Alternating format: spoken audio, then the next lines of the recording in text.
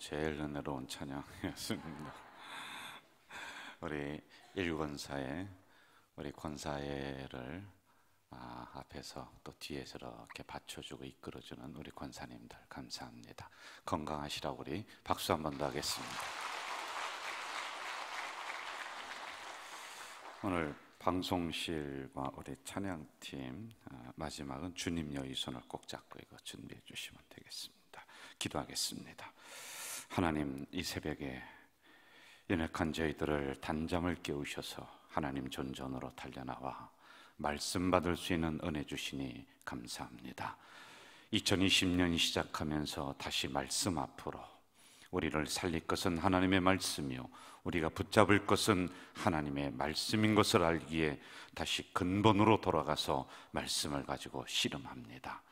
오늘 이 새벽에도 주의 종들에게 들려주시옵소서. 말씀을 듣겠습니다. 말씀을 붙잡겠습니다. 하나님 역사해 주시옵소서. 귀한 헌금을 하나님 존전에 올리는 손길이 여기에 있습니다. 하나님, 2020년 살아갈 때 이들의 물질 때문에 어려움 겪지 않도록 이들의 인생과 가정과 기업 속에 넉넉하게 채우시고 부어 주시옵소서. 예수님의 이름으로 기도하옵나이다. 아멘. 할렐루야. 저는 이제 나준성 목사님이라는 분을 처음 봤습니다. 근데 그분이 어제 그저께 이런 얘기를 저에게 하더군요. 그분이 이제 온누리교회, 큰 교회 후임으로 거의 가려고 이제 결정이 됐었을 이제 그런 때입니다. 그런데 그게 갑자기 안 됐대요. 그랬을 때 자기가 어떻게 해야 될지 모르는 그런 상황들, 나락으로 떨어질 것만 같은, 어디 이제 갈 데가 없는 거예요. 자기와 나이가 비슷한 사람이 담임으로 오는데 자리를 피해 줘야 되는데 갈 데도 없고, 그래서 자기가 나중에는 코너에 몰려서 어떻게 했냐면 나중에 모든 걸 다 내려놓게 되었다. 그리고 하나님의 말씀을 그때부터 이제 읽기를 시작을 했답니다. 그러면서 저에게 책을 이만한 걸 갖다 줍니다. 더 바이블이라고 하는 책을 썼더라고요. 하나님의 말씀을 읽으면서 다시 회복되어지고 다시 가야 될 길이 보이고, 그리고 다시 하나님의 이 사역을 할 수 있는 힘을 얻었다라고 하는 그런 간증. 그리고 이 하나님의 말씀을 읽으면서 연구하면서 설교하면서 교회가 이제 개척하는 그 교회들이 그분이 이제 개척을 했어요. 교회가 안정되게 이렇게 나갔다라는 그런 간증을 해주시더군요. 그러면서 제가 그 책을 받아서 어제 한번 쭉 이렇게 읽어봤습니다. 여러분, 결국에는 우리가 붙잡아야 될 것은 하나님의 말씀입니다. 결국에 우리가 살아야 될 길은 하나님의 말씀에서 나오는 줄로 믿습니다. 여러분, 저도 어떤 거 가지고 설교합니까? 하나님의 말씀이거든요. 영국에서 이런 일이 있었습니다. 국회의원, 변호사, 의사, 교수 할 것 없이 사람들을 다 대상으로 설문조사를 했습니다. 당신이 만약에 3년 동안 감옥에 간다라고 했을 때 가져가야 될 책 3가지를 꼽으세요. 그랬더니요, 98%가 성경을 꼽았어요. 마지막에 내가 붙잡고 죽어야 될 것은 하나님의 말씀이다. 그리고 가장 어려울 때 나는 하나님의 말씀을 통해 다시 내가 힘을 얻겠다라고 하는 그러한 그 마음들이 이 안에 담겨져 있는 그런 말입니다. 스코틀랜드 보노 목사님이 성경 애찬가라고 하는 것을 지었는데, 여러분 한번 여기를 보실까요? 내가 피곤할 때 성경이 나의 침대가 된다. 나옵니까? 여기? 안 나와요? 방송실 안 나와요? 제가 읽어드릴게요. 어둠이 있을 때 성경은 나의 빛이 된다. 내가 줄일 때 나에게 생명이 떡이 되었다. 두려울 때 성경은 나의 방패가 된다. 내가 병들었을 때 고쳐주는 양약이 된다. 고독할 때 성경에서 내가 많은 친구를 얻었다. 성경은 무지한 나에게 학교가 되어 주었다. 풍파 일어날 때는 성경은 나의 피난처가 되었다. 제가 이제 신방을 가게 되면은 가장 감동되는 게 사실은 먹을 걸 많이 준비한 게 아니에요. 예배드리는 태도, 말씀을 대하는 태도를 봤을 때 목사가 굉장히 감동이 돼요. 여러분, 제가 하나님은 아닙니다마는 하나님이 감동되는 게 뭐겠습니까? 다시 여러분 말씀 앞에 바르게 서려고 노력할 때, 그 말씀을 내 말씀으로 받아들이려고 내가 노력할 때 하나님의 마음을 감동시킬 수가 있다라고 하는 것입니다. 프란세스 셰퍼라고 하는 사람은 그의 책에 그러면 우리는 어떻게 살 것인가라고 하는 책을 쓰면서 이렇게 얘기했습니다. 우리는 하나님의 말씀으로 다시 돌아가야지 살아날 수 있다, 이렇게 말을 했습니다. 초대교회가 타락했습니다. 그런데 초대교회가 어떤 운동을 일으키면서 그 타락한 모습을 이겨나가느냐 하면은 하나님의 말씀을 깨달는 운동을 했습니다. 다른 운동가 아니에요. 여러분, 중세시대의 타락한 교회들, 타락한 심령들, 타락한 시대, 그런데 여러분 그때 뭐가 일어났습니까? 오직 성경으로, 오직 성경으로 이 운동이 일어났단 말입니다. 저는 오늘 이 시대에도 하나님의 말씀이 이 시대를 살리고 가정을 살리고 교회를 살리고 우리 성도들을 살릴 수가 있다. 그러므로 우리는 성경을 붙잡아야 되고 하나님의 말씀을 다시 한번 붙잡아야 된다라고 저는 정말 목사로서 이거를 내가 놓을 수가 없어요. 10번, 100번, 1000번을 주장해도 부족함이 없는 것이 바로 이 하나님의 말씀이다라고 하는 것입니다. 오늘 우리에게 주신 말씀 6가지의 축복이 있습니다. 이것을 보면서 오늘 말씀을 마무리를 하려고 합니다. 우리 7절을 같이 한번 읽어볼까요? 7절 같이 읽어봅시다. 19장 7절 시작. 완전하여 영혼을 소성시키며 여호와의 증거는 확실하여 우둔한 자를 지혜롭게 한다. 여호와의 율법은 뭡니까? 하나님의 말씀인 거예요.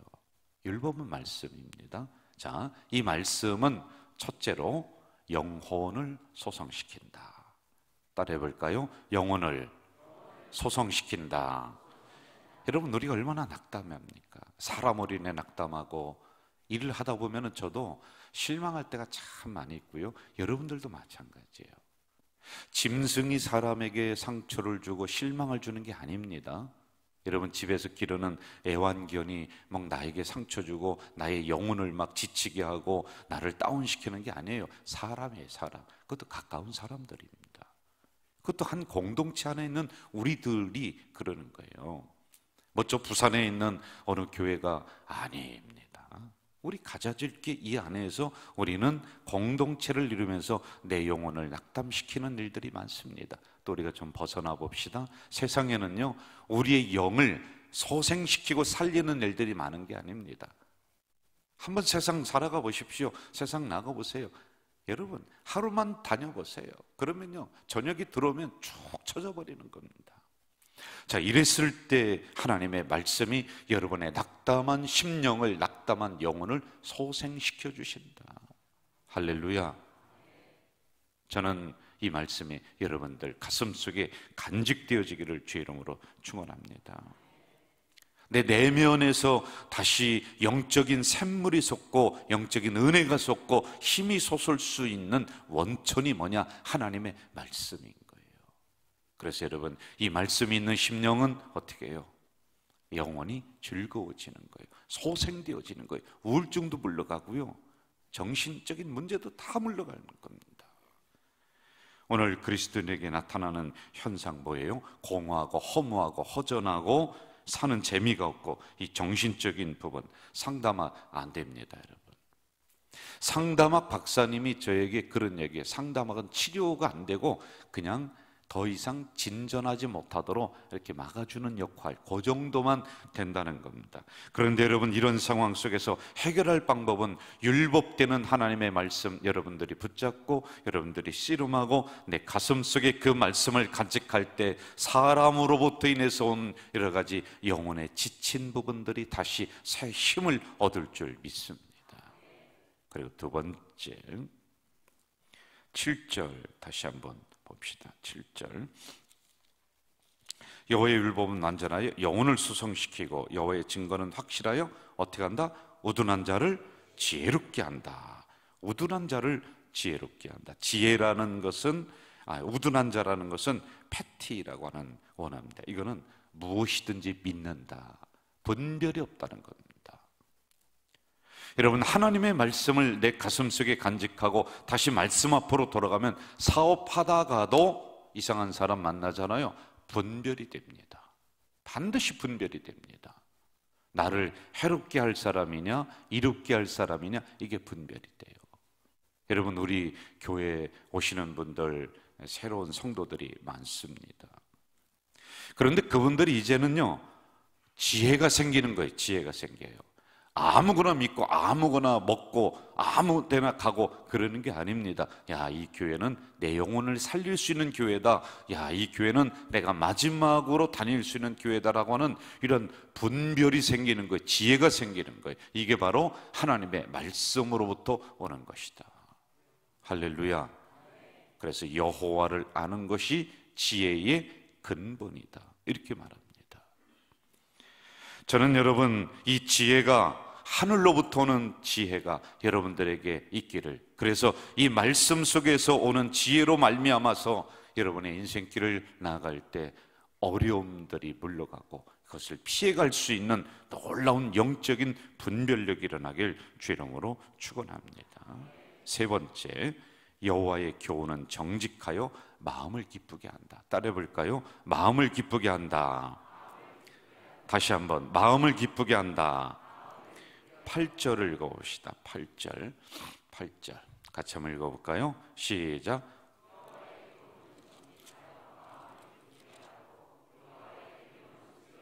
눈을 밝게 하시는도다. 할렐루야.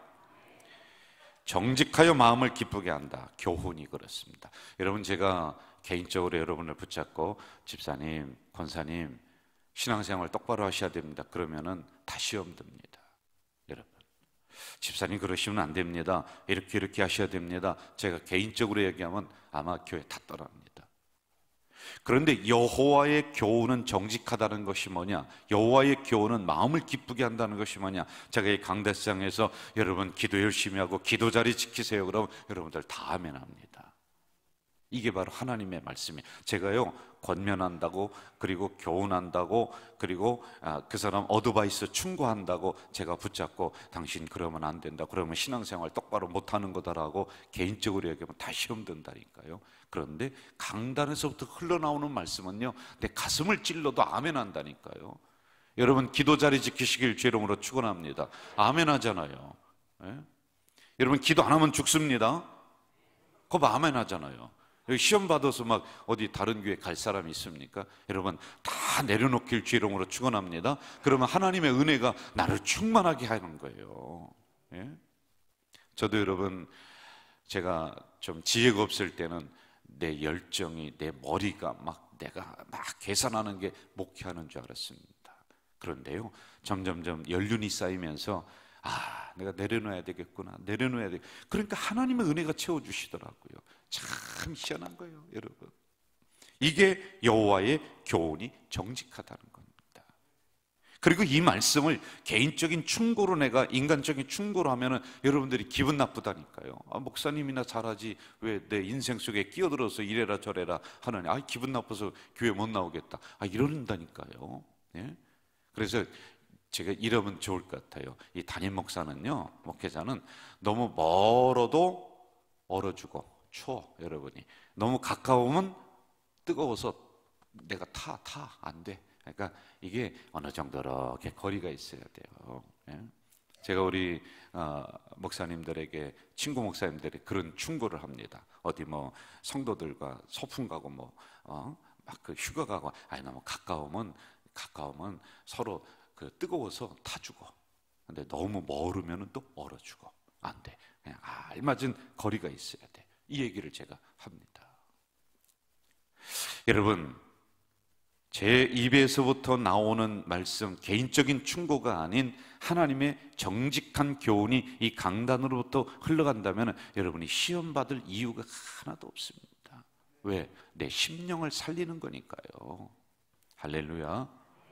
저는 여호와의 교훈 정직하고 마음에 기쁘게 한다, 이걸 묵상을 하면서 이런 생각이 들더라고요. 말씀이 없으면 내가 자꾸 짜증나는 거예요. 말씀 없으면 내가 하려고 억지로 해도 안 되는 거예요. 야, 참 이게 너무 힘들더라고요. 그런데 어느 날 그것을 내려놓고 다시 내가 내 책상에 앉아서 설교 준비하면서 말씀을 하나하나 보면요, 이 말씀 속에서 해답이 나오고 말씀 속에서 기쁨이 우러나오는 것을 정말 많이 경험합니다. 저는 여러분들이 기쁨의 근원 되시는 하나님의 말씀을 꼭 붙잡고 나가는 우리 성도 되시길 주 이름으로 축원합니다. 이게 없으면 힘들다, 죽겠다. 그러나 말씀이 여러분 안에 있으면 기쁨이 샘솟고 할 수 있다, 하면 된다, 이러한 말이 나갈 줄 믿습니다. 8절 하반절 보면은, 자, 또 보시죠. 또 뭐를 밝게 한다? 눈을 밝게 한다. 눈을. 저를 봅시다. 여러분, 시력을 밝게 한다는 게 아니에요. 눈을 밝게 한다는 것은 해를 바라보면은 시력이 상하지만은 말씀을 우리가 읽다 보면은 우리의 심령이 열리고 머리가 열리고 마음이 열리고 길이 열린다니까요. 할렐루야. 이걸 얘기하는 거예요. 이게 말씀을 우리에게 주는 은혜입니다. 9절, 다섯 번째 같이 읽어볼까요? 9절 앞에도 나옵니다. 시작. 여호와를 경외하는 도는 정결하여 영원까지 이르고 여호와의 법도 진실하여 다 의롭다. 도는 정결하여 영원까지 이른다. 저를 보시죠. 여러분, 인류 역사 이래 바뀌지 않고 오는 게 뭐냐? 하나님의 말씀이라니까요. 말씀이에요. 사람은 다 바뀝니다. 정권 바뀌면 모든 게 다 바뀌더라고요. 영원할 것 같았던 서류도 다 바뀌더라고요. 영원할 것 같았던 과학도요, 10년 가니까 창고도로 다 들어가 버리더라고요. 그런데 하나님의 말씀만이 영원한 거예요. 여러분, 무엇을 붙잡겠습니까? 영원하신 하나님의 말씀 붙잡아야지. 사람 붙잡으면은 내일이면은, 아니 어쩌면 가다가 다 틀어진다니까요. 여러분, 사람은 안 돼요. 사람은 그냥 신뢰의 대상이고 동반자이지 신앙의 대상, 믿음의 대상이 아니라니까요. 변하지 않고 영원히 가는 것은 하나님의 말씀이에요. 그래서 하나님 손잡고 걸어가시길 주 이름으로 축원합니다. 이 앞에 있는 목사 손 잡아도 안 되고요, 옆에 있는 장로님 손, 권사님 손, 그거 우리가 친교로 잡으라는 것이지 그분의 신앙의 대상으로 자꾸 나를 인도해 주세요. 여러분, 급하면 다 끊어버린다니까요. 손치 쳐버리고 다 자기 살 길 찾아간다니까. 네, 우리 옛날에 제가 간증했듯이 부목사 때 아파트에서 불 났는데, 제가 사는 아파트에서 불이 났어요. 불 났는데 저녁에 막 방송에 왱왱거리고 막 그냥 막 호수 막 하고 그랬는데 불이 막 그러니까요. 저는 화장실에 있는데 소리 엄마는 지 딸만 데리고서 먼저 내려가더라고요.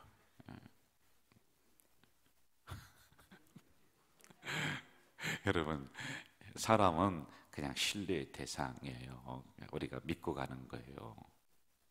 그런데 신앙의 대상은, 믿음의 대상은 하나님이십니다. 아멘. 그분만이 여러분 손을 끝까지 붙잡고 있습니다. 할렐루야. 자, 마지막 여섯 번째, 하나님의 규례는 다 의롭다라는 겁니다. 여러분, 하나님의 규례라는 것은 변하지 않는 것입니다. 하나님의 말씀은 변함이 없습니다. 의롭다는 것은 우리를 결국에는 축복의 세계로 이끌 것은 하나님의 말씀뿐이 없어요. 그래서 여러분, 끝까지 우리가 바라봐야 될 것은 하나님의 말씀이라니까. 아무리 의로운 사람, 아무리 괜찮은 사람 안 된다니까요. 사람은 안 돼요.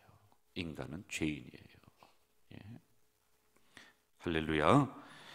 자, 이러한 그 여섯 가지의 축복이 있습니다. 그러면 우리가 말씀을 대하는 자세, 10절 세 가지 하고 마칩시다. 10절 시작.